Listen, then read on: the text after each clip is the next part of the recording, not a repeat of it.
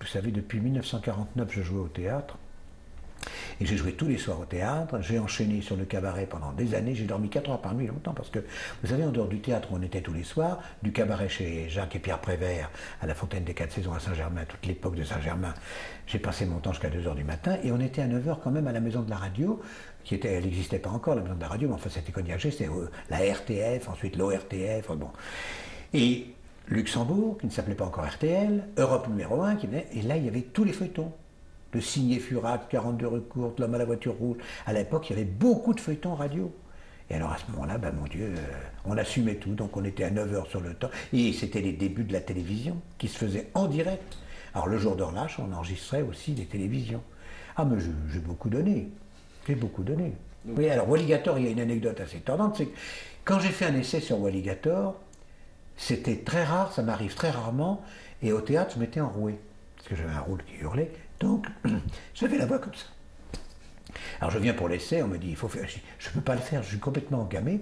Je ne peux pas, ça ne va pas être possible. Ah bien oui, mais là, il nous faut l'essai, absolument, ils ont voulu que tu fasses l'essai. Alors, tu fais, j'ai commencé, j'ai fait Walligator, comme ça. Et ça a été le piège, parce que c'est moi qui ai été pris. Et après, donc j'ai fait, le Walligator, j'ai fait moi encore pendant 2 ans. Et après, j'étais obligé de faire tout comme si j'étais à faune. Monsieur le gardien, voilà. Et voilà, ça a été la série faite avec une voix enrouée. Ça, ce sont des pièges, oui. Vous n'êtes jamais pris pour une grenouille ou un alligator au bout d'un moment? Eh bien, l'aventure a commencé très simplement parce qu'on a proposé à Michel Salva, le directeur de la Sophie, de doubler cette série. Alors lui était un peu inquiet parce que c'était tout à fait nouveau pour l'antenne, tout à fait nouveau pour les chaînes. Alors il a demandé qu'on visionne cette cassette, la première, en nous disant « Moi je trouve ça extraordinaire, ces personnages me font hurler de rire, mais comment le public français va réagir à ça? Parce que c'est très spectaculaire pour les enfants, mais c'est pas tellement pour eux, c'est surtout beaucoup aussi pour les adultes. » Alors on a visionné avec Hernandez, Francis Lax, Micheline Dax et Pierre Tornade, et nous on a trouvé ça formidable. On a dit « Écoute, on s'embarque avec toi, on fait le premier », donc on a fait un premier test, et on a donc distribué les rôles que vous connaissez, qui ont été toujours ceux qui ont été maintenus. Et là, je dois dire que le premier essai, la chaîne a visionné, a dit formidable, on prend la série. Donc ils ont pris la série, et je dois dire que c'est vrai, ce qu'on dit souvent, ben, ça a cassé la baraque, c'est-à-dire que pendant 3 ans, on a passé les Muppets, et les gens attendaient les Muppets. Et après, ce qui est curieux, c'est que beaucoup de gens s'en sont inspirés. C'est qu'après, sur des chaînes privées de télé, on a quand même fait, à l'époque, Mitterrand avait quand même la tête de Kermit, on a fait... Donc on s'aperçoit que ces marionnettes ont essaimé partout, sur toutes les chaînes, on a essayé d'imiter. Donc c'était la preuve du triomphe, il n'y a pas de problème.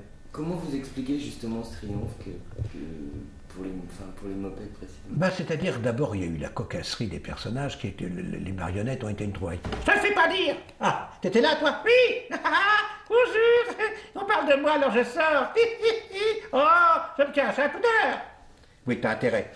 Oui, alors, je dois dire que on avait, avec nos petits camarades, un peu droit de regard, nous donnait Michel Salva, sur le texte. Alors donc on arrangeait un petit peu, nous souvent, et ça l'arrangeait lui aussi, parce que souvent il avait du mal à trouver les équivalences. Parce qu'il y a une chose qui fait rire en anglais, on rit sur un mot quelquefois, et puis bon, ben, ça fait rire en anglais, mais ça ne fait pas rire en français. Et ça c'est le gros écueil des adaptateurs et des gens qui sont obligés, j'ai eu le même problème avec Benny Hill, des choses comme ça. Donc nous, on arrangeait, puis alors on se faisait aussi des petits pièges entre nous, on ne disait pas toujours quand on allait changer le texte, ce qui fait que le camarade était après embarrassé pour répondre, mais en général, il n'y avait aucun souci à se faire entre Lax et Hernandez et même Micheline Dax, à qui on faisait beaucoup de misère d'ailleurs pendant l'enregistrement. Et on donnait, je vais vous donner un exemple, souvent, on avait des scènes, souvent il y avait une scène, si vous vous souvenez, il y avait une scène de bal. Et souvent les marionnettes, on les voyait danser. C'est en général au milieu du show qu'il y avait ça, quand on attendait les vedettes ou après les vedettes. Et alors ces marionnettes dansaient ensemble et on voyait à un moment une marionnette qui dansait et on ne voyait pas la tête du partenaire. Alors elle lui disait en anglais, quelle est votre danse préférée? Et à ce moment-là, le personnage dégageait sa tête, c'était un renard, il faisait Foxtrot, ouais. Bon, Foxtrot, évidemment, alors il y avait un éclat de rire qui était enregistré. Notre piège, c'est que les rires étaient bien enregistrés avant, donc il fallait que les jokes tombent exactement au même endroit. Alors nous, avec Hernandez, on a changé le texte, et le personnage, au lieu de dire la danse, elle disait, quand vous allez au théâtre, quelle est votre place préférée? Et le renard dégageait sa tête, il disait, le poulailler, pourquoi? Et là, le rire partait automatiquement au même endroit. Et ça, c'était un petit peu le piège de ces séries. Je vous laisse pas m'arrêter de poser Non, des questions. mais Il est bavard, Karel. Ah oui, alors, chut, tais-toi. est-ce que vous pourriez nous dire combien de voix vous faisiez sur le show? Alors sur le show, ben, je faisais bien sûr Kermit. Oui, moi, oui, d'accord. Kermit, la grenouille, je faisais aussi le cuisinier suédois, toujours un texte incompréhensible. D'ailleurs en anglais c'était pareil. Hein. On avait ah, je m'étais parlé, je m'étais Et puis il y avait aussi ce savant fou qui parlait toujours avec une voix un peu traînante comme ça, qui expliquait qu'il y avait un assistant, il lui faisait faire des tas de choses, qui lui pétait toujours à la figure. Et alors il finissait toujours tout noir, les lunettes en travers, enfin ces personnages. Et on en faisait quand même beaucoup de différents. Je faisais aussi quelquefois quand Tornade était en tournage en extérieur, qu'il n'avait pas le temps de venir. Et bien pour lui, je faisais attention là-haut avec un noix dans la loge qui criait tu me réveilleras quand ça commence. Mais c'est fini, ah bon merci. Voilà. C'était voilà, toujours les petits gags qu'il y avait, qu'on trouvait sur place. Et puis par exemple notre ami Francis Lax, sur son Fozzi, une inoubliable Fozzi, avait trouvé un gag qui ne se faisait pas en anglais. En anglais, Fozzi, à la fin de ses phrases, faisait toujours avec cette bouche toujours ouverte. Et là, lui, il avait trouvé intellectuel, intellectuel. Et en fait, les gens ont trouvé ce gimmick intellectuel. Et souvent, je me souviens, même mes enfants me disaient, quand ils étaient à l'école encore, les copains disaient toujours, quand ils faisaient des blagues, ils disaient intellectuel. Donc c'était un gimmick qui était passé dans le public complètement. Et les cochons dans l'espace aussi. Ah ben oui, il y avait aussi les cochons dans l'espace, avec Jean Diorc, les vétérinaires à l'hôpital, avec un médecin orthopédiste à qui la médecine cassait les pieds.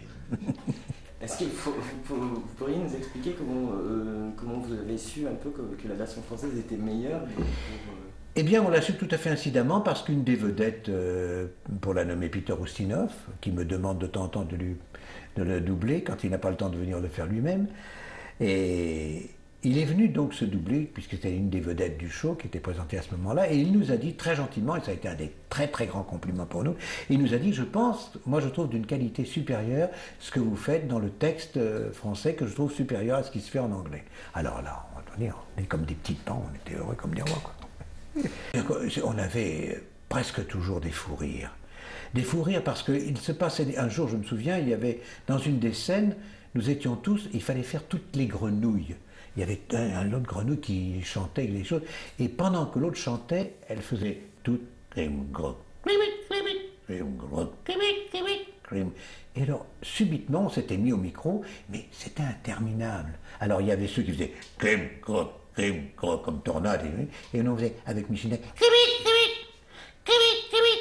Et subitement, en enregistrant comme ça, je me suis détourné et j'ai regardé. Et c'était insupportable.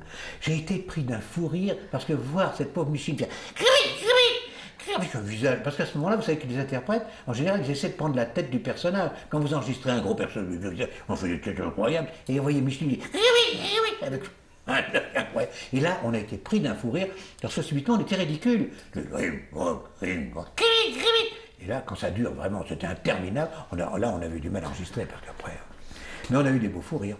Est-ce que ça va rester pour vous Ah oui, ça veut dire les Muppets, même pour nous tous, là, quand on en parle toujours, et on nous en parle toujours, c'est vrai, c'est vrai. Est-ce que vous seriez prêt à repartir si on vous proposait de revenir? Ah oui, là, avec la même équipe, alors, sans aucun problème.